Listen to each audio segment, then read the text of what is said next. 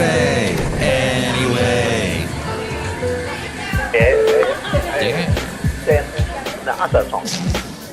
Mike's Daily Podcast. This is the Super Secret Sunday Show, which I have not done in a while, and I am back.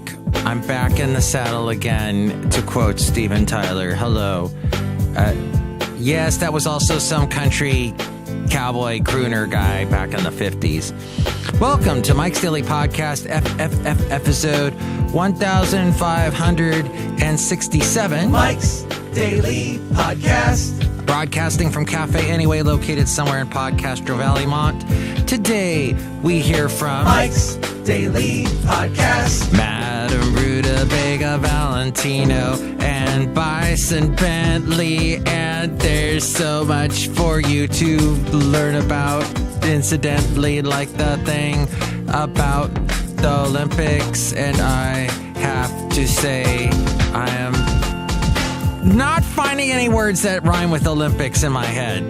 Damn it. Mike's Daily Podcast. Simpics, Tempic, Hempics, Relympics, Mike's Gimpics. Daily No, that's not one. Podcast. Oh well, it was a fail. Yeah! A lyric fail, per usual. Hey, that was the name of the last show, is Usual. What will be the name of this one? I don't know. But I am happy that I saw on Instagram my friend Sylvia, who is in Portugal, posted something. Oh, look who just walked in. Hello, my comments with Madame Rootabega, and happy Secret Sunday to you. Ooh. Thank you, yes. I can't believe it's super Secret Sunday. And yeah, we have this. What else is happening? Hello there, Mike. This is Valentino, the parking attendant. And this is Bison Bentley. Do you know that?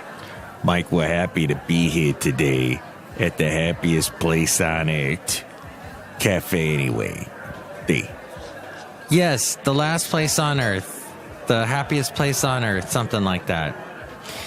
And I know this thing's going to pop up and ask me for the podcast picture, which, of course, as usual, I haven't found it yet. I need to be on top of these things. But then again, I don't need to be that hard on myself, do I? Hey, okay, I just want to bring something up. Here's today's podcast picture. I'm not going to post a picture of my mom's late great boyfriend, Mike, who passed away last month. But Mike said something. I have to repeat it. So we were having dinner. This was in September, last time I saw him. And he said something to the effect of, oh my gosh, the liberals, because he, of course, being conservative. He said, and my mom's very conservative. That's what they connected on so much. He goes, hey, the turtles, why here in Florida we have to protect the stupid turtles? Oh, hey, Basil. Basil loves turtles. I don't think he's ever met a turtle. He's met a lizard. He's met those type of reptiles. But he goes, yeah, why do we spend all this money protecting turtles? I used to eat turtle soup. It was delicious. And my mom goes, oh, yeah, turtle soup was so good. And Mike was, yeah, turtle soup is delicious. And they went on and on about turtle soup. And I'm saying, okay, yeah, I was just in their world. So I enjoyed Mike. I enjoyed my mom. I enjoyed Florida. I enjoyed their conservative little world they live in. But then I get back home to the Bay Area, to liberal land, and I'm like, wait a minute. So what you're saying is we should go ahead and eat this very rare turtle to the point of extinction so that my grandkids, which I will never have because I never have a date with a woman because I have these issues with dating women right now because I've had so many relationships go belly up. And we can go into that in a moment because that kept me up last night thanks to the wonderful coffee I was drinking at KKIQ yesterday. And that's why I'm recording this show today.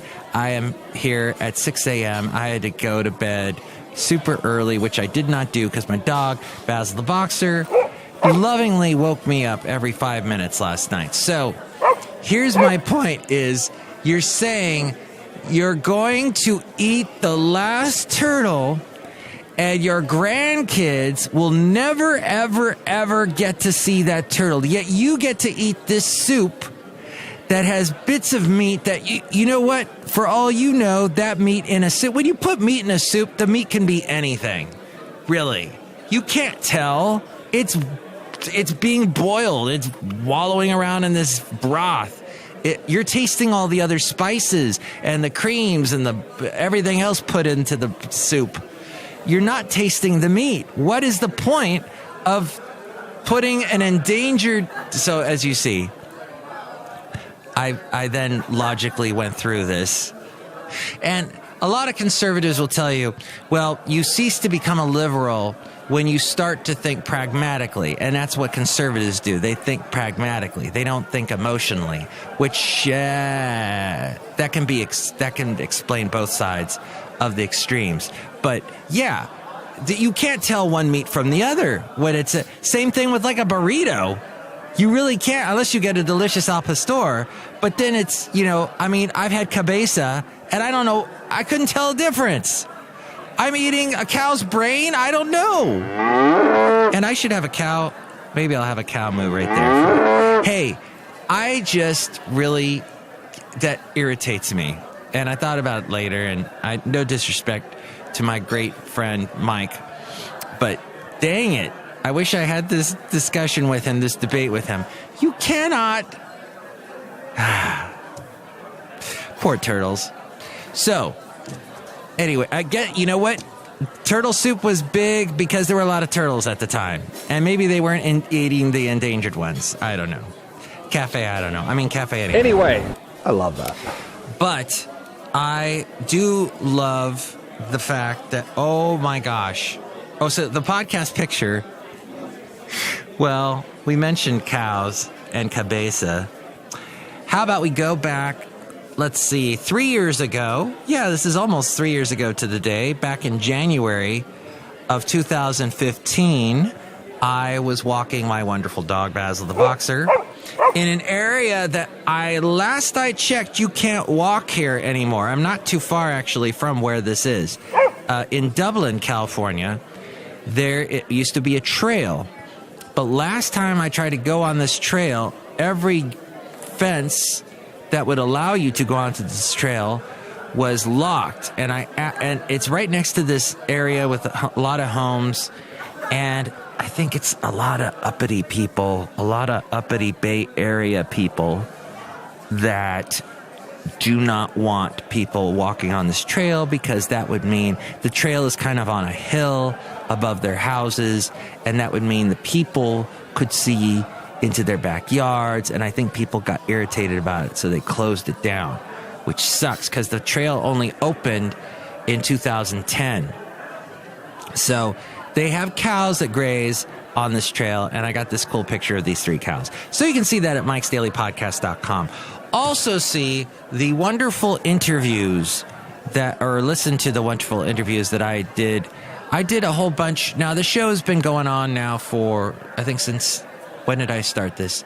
May of 2011. In 2010, I had a different show called Last Place on Earth, which is similar to this show. It was basically this show. But then I said, you know what? Nobody knows what the last place on Earth is. I'm going to be very explicit with the name. My name is Mike. This is a podcast, and I do it daily, or that's the attempt anyway. And then I changed the name in 2011, and the name has been ever since. And there's the website, mikesdailypodcast.com, and the interviews. And I was just thinking, I never talk about the interviews that I've done. And I used to really enjoy, I would hear music by these bands. I download a lot of indie bands. There used to be not some more, well, for example, what's that frickin' store with all the hipsters? And the one that you go in and it's way too, not Anthropology, it's like Anthropology, but you go in there and they've got like vinyl, and they've got these shirts that I may have even bought a shirt there. I know I bought a hat there. Urban Outfitters, thank you. Urban Outfitters. I bought like an $11 hat there that I still have that's very warm and makes me look like a little too old to be a hipster. And they used to have this thing on their website that I discovered. I don't think anybody knew about this. It was called Music Mondays. And you would click on their website and this Music Mondays link. And on Monday, they would have like 5 or 6 free songs to download for free. And I would download those songs. And sometimes I would hear something and I'd go, this is awesome. I wonder, since this band is like nobody knows who this band is, if I would be able to interview them and get them on the show and then play one of their songs or something. And that's what I used to do. So I talked to a lot of cool bands back in that time that one got really big. I talked to a lot of bands and only one got really big, and that was Saint Motel. They had that song, gotta get up, move, na. But I talked to, like, if I go through the A to F section, Ages and Ages, Alyssa Morrissey, beautiful girl. She was actually a country singer. I had a lot of indie rock bands, but a great guy named Michael Shaw, who's local Bay Area guy, pianist, Billy Joel-esque. Angeline Saris. Now, I met her in person, and she used to be in a all-female Led Zeppelin tribute band, but she just actually resigned from that band. I found out on Facebook, which is also where I found out about a woman that's in radio that she posts, well, she's in radio, but she also has in her About section on Facebook that she is the manager of her daughter. Yes, she is a showbiz mom, and she's the manager of her daughter, which just made me go, I cringed a tad. Because, first off, I don't think anyone should have a manager. Managers really don't do anything. They are, I guess, your personal assistant. They get paid. They get a percentage of your money. But the agent is the one that's actually supposed to go out and get you work. The agent is the one that gets a percentage, but goes out and gets you work so that you're getting money and he's getting or she's getting money. The manager, I don't know. That's a little more iffy. This is how I was explained about it. I think my dad explained this to me, being he had been in showbiz all of his life in the movie biz. And so I do not trust managers, and to have your mom as your manager, that's all kinds of trouble. So I saw that and went, what? In radio? Okay. And one other person that I know, and Kevin, who is a fan of the show, and I'm a fan of Kevin's, and his posts on Facebook have just been busting me up lately. He was talking about the game last night between Russia and Germany. The hockey game in the Olympics was like two countries fighting for a jungle, which I thought was funny. It was well put, Kevin, well put. And his posts are hilarious. And this guy we both know, this guy we know he's really into sports. He has to comment on any sports game going on. And when you read his posts, and you are, well, not into sports like myself, his posts make no sense whatsoever. Then the same guy, posts pictures with porn stars. So that's kind of, you can't really, if you had a girlfriend, unless she was into that sort of thing, that's like, yeah, that's my friend, so-and-so, he's into porn stars and goes to porn conventions and meets them. So he has his own issues. He got banned off of Facebook after posting some pictures with the porn stars from Las Vegas. But whatever. Café Anyway. And we've been going for how long now? Almost 15 minutes. And I haven't gotten to the fact why I don't date women. I would love to date women. I have a friend who I would love to date. Turns out now she's, she jumps from guy to guy, and she's a free spirit. And I've been burned by free spirits. I just don't. I understand. But the thing is, I'm a romantic. I believe in love. moi, c'est easy. Wait, I tried to speak French and I don't think I said anything there just then. But what happens is I'll meet a Yeti. I mean, a lady. Maybe I'll meet a lady that's a Yeti. And let's say I meet this Yeti lady. And we, by the way, I was watching on YouTube, as per usual, I was watching stuff on Disneyland and Disney World, and this special I watched, I don't know how old it is, but they were talking about how they were going to make at that Disney World park, the one that's all about animals, Animal Kingdom or whatever they call it, that they were going to make this roller coaster that had a big Yeti in it, and they mentioned how they have a Yeti at the one in Anaheim, the Matterhorn, and Yeti is just the greatest word ever. But it is, I thought, have they even made that ride yet? Why haven't I heard? I don't think I've heard anything about that. But my point being that, so I love women, but the thing is, like, what can be very attractive is when an attractive woman likes you, right? And what happens is, though, sometimes when that happens, you have to be careful when you're falling in love with someone that you're not putting on the glasses, right? The beer barrel glasses, the bottom of the barrel glasses, the beer bottle glasses is what I'm saying. And rose-colored glasses, and you don't see them because you're in love. A lot of people do this. You don't see them for what they really are. And then all of a sudden, bam, it hits you like a ton of bricks, like a bunch of things falling down on top of you. And you go, oh my God. And the realization, I've had that happen so many times, where I suddenly go, like this last time it happened was with the girl I met on a dating website that rhymes with OkCupid. And she was very nice and friendly, and we went out on a date. We met, and we just talked and had dinner and dessert, and then she drove off, and that was it. But nobody went over to anybody's houses or anything. And then I didn't talk to her for a while, and she said something on Facebook, and I commented on it, and then she started texting me like, "Oh my God, you commented on a Facebook post." And this is after a month after we dated, and I guess I wasn't that into her. I don't know what happened. And then she's like, "Do you want to get dinner?" And I go out to dinner with her, and then we start getting romantic, and she's all friendly and nice. And about 2 or 3 dates in, all of a sudden she becomes, I guess, her real self. She brings down the guard, and becomes herself.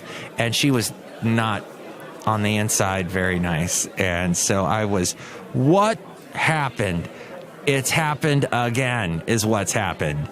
And I said to myself, never again. Never. This has happened to me countless times, and I'm done with it. I am not that stupid. I should be able to see through the fluff, the BS, and I mean brilliant sunshine that is sent through their beauty, the beautiful sunshine, the beautiful BS that clouds my judgment, and I'm not going to do that anymore. So that is why I've been hesitating with dating the women. And, but Mike, you should just go have fun. Just go get some crazy you-know-what. Just do that. No. I am done. I don't have the patience for the crazy you-know-what. I don't know what I want, and thus I'm not dating. The end. But let's jump over to the beautiful Kelsey Harkness. Who is she? Oh, she was the innocent bystander sitting right next to the woman who had a lot to say at the CPAC meeting yesterday. Oh, I have this saved. Yes. Oh, first off, before we jump off of that, when Walt Disney World opened, Walt Disney parks, whenever they have a new thing, whenever they open a new park, like when they opened the Disney California, they do these big specials on TV that feature a lot of stars. It's the grand opening of Walt Disney World, featuring guests like John Denver. To do with what I will. Well, that's not John Denver. Julie Andrews. The hilarious Bob Hope. By Pluto. And who could watch a special without Gilligan? I see the legs here are in. Oh, wait, that's not Gilligan. That's John Winters. This is bad quality video. And I love this campsite. It's just fantastic. Margaret, come on. Get a hold of yourself. Here, let's get up. You got to straighten up here a little bit.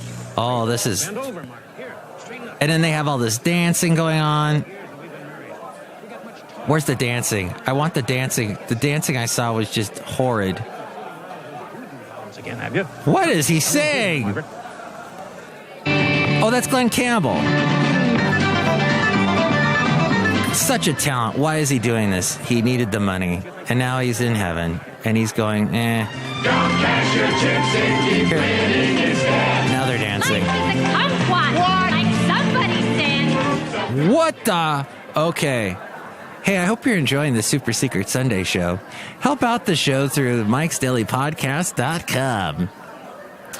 It's the wonderful website that features all the past shows and podcast pictures like of cows. And it also features the wonderful past interviews that I've done. Oh, that's what I was going to play. Okay. So, did you hear about this? I'm disappointed in people on our side. Okay. This is conservative writer Mona Charen. Sexual harassers and abusers of women who are in our party, who are sitting in the White House. At CPAC yesterday. About their extramarital affairs, who brag about mistreating women. And sitting right next to her is this gorgeous, unbelievable, legs going up into the heavens, blonde with glasses, my weakness, named Kelsey Harkness. And I looked up this girl, this 20-something. What's the deal? Who is she? Why are there so many hot conservatives? Hot blonde conservatives. And I look her up, and she's got a podcast. So I look up you can't find her podcast. It just says on her bio she has a podcast. Where is it? I don't know. I looked it up I look her up on Twitter. All there is on her Twitter feed is other people posting stuff on her Twitter feed that she knows.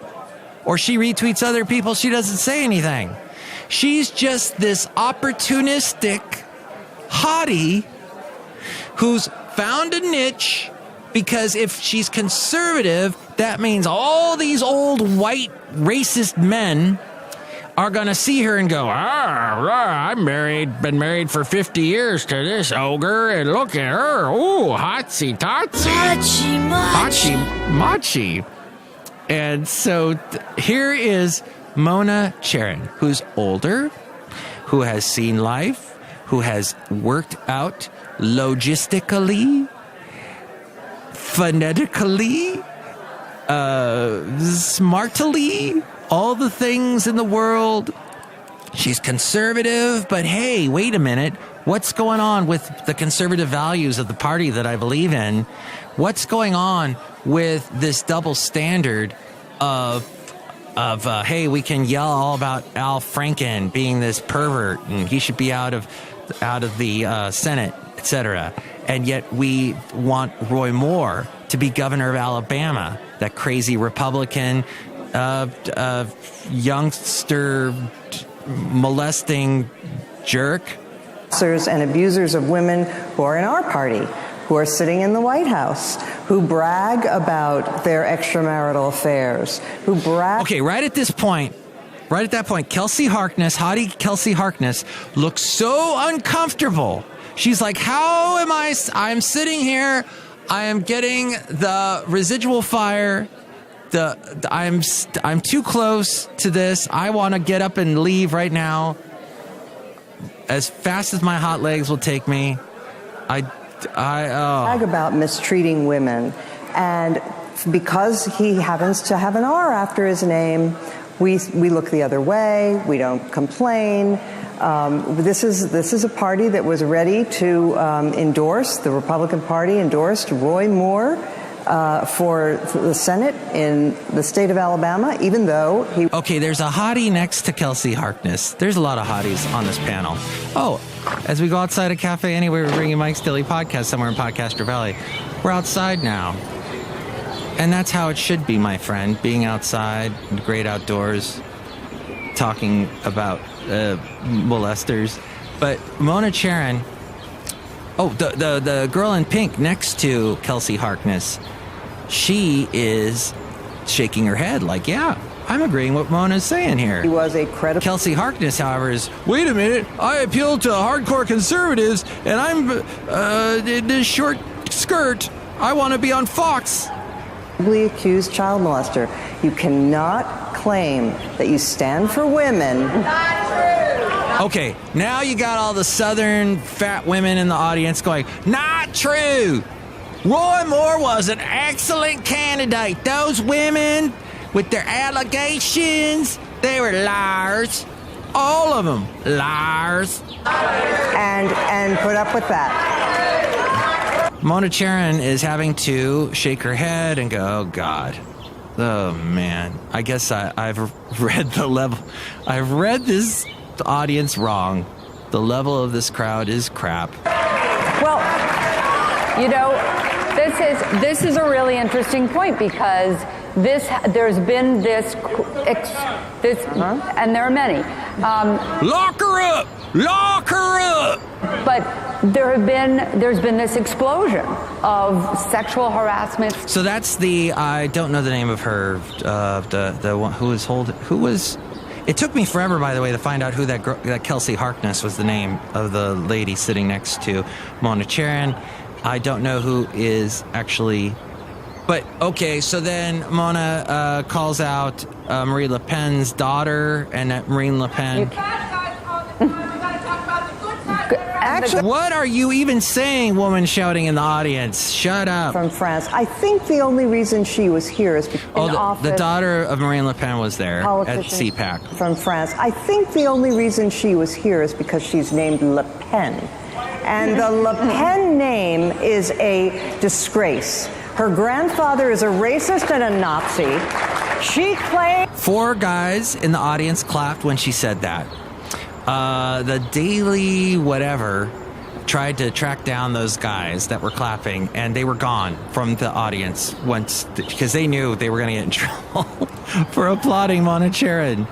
Okay. That she stands... Mona Charen was then escorted out by several security guards. For him. And the fact that CPAC invited her is a disgrace. Well... Yeah, lock her up. What? Huh? God. Okay, I have just completely... I know. Oh, Amy Shively Hawk, who's also on C-SPAN. I think you can find that panel I just was telling you about on C-SPAN. Amy Shively Hawk, who I see on C-SPAN all the time now, talking about her late father that was in the Vietnam War. She's lovely, and I wanted to point that out, as well as that Imagine Dragons video is cool. The last 2 they did. One is for Thunder. Oh my gosh, there's some double-jointed dancing in that I don't think anyone should do, but it looks amazing. It looks dangerous, though. Like you put your arm next in your ear hole, and you'll be stuck like that. But then they have this other one called Whatever It Takes, and they're suddenly underwater, then they're on fire. It's amazing. I love it. Okay, I think I've covered everything. Woohoo! Woo! Everything was covered on Mike's Daily Podcast except for Lanny Davis, who I also saw on C-SPAN. Lanny Davis is someone who is very much in the belief, hates James Comey, because James Comey said, oh my gosh, there's some more emails we got to look at that concern Hillary Clinton just before the election. He says because of that, Hillary lost the election, and that echoes what Trump said when he fired James Comey, which has gotten Trump into a bunch of hot water. But look up that interview. Lanny Davis, he wrote this whole thing about that. That's the crux of his book, his latest book. And he was taking on, it was a live show, and people were asking him questions and accusing him of being the puppet for liberal lefties. And he admitted he likes Bernie Sanders, but he said no. Hillary Clinton beat Bernie, and despite whatever controversies happened. But it was fascinating to hear him talk. So Lanny Davis, and he has a lot to say about how James Comey messed up everything. And that's what the Republicans believe too. So James Comey, not the best place to be at. Garrison Keillor described several sexual misconduct, suggestive emails he exchanged with a former researcher. Garrison Keillor used to host the Prairie Home Companion show, which then Chris Thiele took over to make a show called Live from Here. He said Garrison Keillor described several sexually suggestive emails he exchanged with a former researcher who accused him of sexual misconduct. He described those emails as romantic writing that never resulted in a physical relationship, and the radio host rejected the idea that because he was her boss and the driving force of a hugely popular radio program, it could be sexual harassment. The woman responded via her attorney that Garrison Keillor's power over her job made her afraid to say no to him. Then the political end to the Olympics. North Korea offers talks with the U.S. as the Olympic Games come to an end today. The overtly political 2018 Winter Olympics closed today very much as they began, with humanity's finest athletes marching. Senior North Korean official Kim Yong-chol, South Korean President Moon Jae-in, and U.S. presidential advisor and first daughter Ivanka Trump sat in 2 rows of seats behind the Olympic ring, meant to represent a competition of peace and international unity. In close proximity, though with no apparent communication between Trump and Kim, they watched a spirited, elaborate show that concluded the Pyeongchang Games. North Korea has ample intention of holding talks with the United States, according to the office, South Korea's presidential office. The North's delegation also agreed that South-North relations and U.S.-North Korean relations should be improved together. Moon's office said, the leader of South Korea. International Olympic Committee President Thomas Bach, just before declaring the games closed, addressed the two Koreas' cooperation at the closing ceremony, saying the Olympic Games are an homage to the past, an act of faith for the future. With your joint march, you have shared your faith in a peaceful future with all of us. You have shown our sports bring people together in our fragile world. You have shown how sports build bridges. And that, my friend, is fascinating, because Olympics have divided, in my lifetime, have divided. Jimmy Carter pulling the U.S. out of the Olympics because of Russia being there, Russia pulling themselves out of the Olympics. I forget which games that was, and on and on and on. And then going back to World War II and Hitler, with being at the games as it was hosted in Berlin, was it? Somewhere in Germany. Oh, but this is interesting. We shall see if it makes for peace in our world. Interesting, as we were wrapping up the show, conservatives amplified Russian trolls 30 times more often than liberals did in 2016 on Twitter to retweet Russian trolls, according to a new study from researchers at the University of Southern California. It traced Russian efforts to influence America's 2016 presidential campaign via Twitter, using 45 million election-related tweets generated by 5.7 million users in a 1-month period ahead of the election. Researchers delved into what information was spread by trolls who spread it and how many times those tweets were shared. It's interesting that people will retweet something that they think is, oh, nobody else is seeing this. They've got to see this. Nobody else knows about this. That's why no one ever retweets my shows, because they know everybody else knows about it. So, 2 incidents hit the Miami Herald in recent days that demonstrate new tactics by those seeking to discredit mainstream media. And they augur what experts say are dark days in the battle between credible news and misinformation. Both incidents, of course, after the high school shooting in Parkland, Florida. In the first incident, someone used a software tool to create 2 fake Twitter posts that looked like they came from the account of Alex Harris, a Herald reporter preparing tributes to the slain students. One fake post asked for photos of dead bodies at the school, and another asked if the shooter was white. The reporter almost immediately began getting angry messages. In the second incident, someone used a software to create a phony Miami Herald story in the high tension after the Parkland shooting, saying that a Miami-Dade middle school faced threats of potentially catastrophic events on upcoming dates, indicating that a new mass shooting was coming. And that was passed along on Twitter and Snapchat. So and they have already found that Russian bots are posting insightful comments that lead back to this shooting as well. But let's go back to the Olympics. NBC's $12 billion investment is looking riskier. They paid for the rights for the next 4 Olympics 3 years. In 2011, they paid for the rights for the next 4 Olympics. 3 years later, it bought another 6 for $7.7 billion.